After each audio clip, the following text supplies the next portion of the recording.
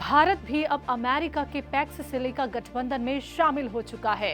भारत ने यहां AI impact summit में एक समारोह में गठबंधन में शामिल होने के समझौते पर हस्ताक्षर किए।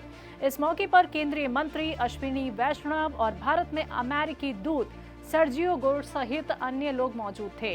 पैक्स सिलिका नाम का अपना एक अलग मतलब है। पैक्स का अर्थ है शांति और स्थिरता, जबकि सिलिका का मतलब सिलिकॉन है, जो आधुनिक कंप्यूटर चिप्स के लिए बेहद जरूरी रॉ मटेरियल है। यानी ये गठबंधन तकनीकी स्थिरता और सुरक्षित डिजिटल फ्यूचर की दिशा में जरूरी कदम है। इसका मकसद सेमीकंडक्टर, एआई और महत्वपूर्ण मिनरल के सप्लाई चेन को अधिक सेफ बनाना है।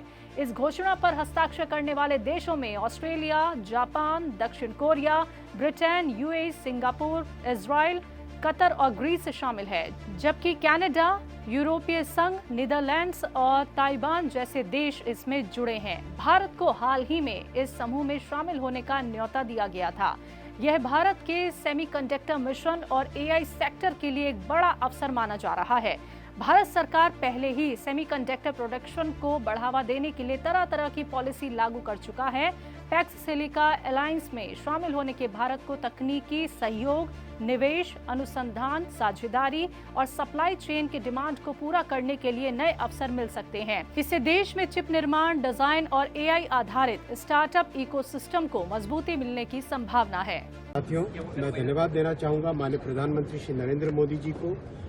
उन्होंने विश्व भर में भारत की जो नई पहचान बनाई है, भारत के प्रति जो विश्वास पैदा किया है, आज उसके कारण यूएस के साथ और भी कई जुड़े हुए देशों के साथ मिलकर भारत पैक्स सिलिका यानी सेमीकंडक्टर इलेक्ट्रॉनिक्स की वैल्यू चेन का हिस्सा बना है, जिससे भारत की इलेक्ट्रॉनिक्स इंडस्ट्री को, सेमीकंडक्टर इंडस्ट्री को बहुत लाभ होगा।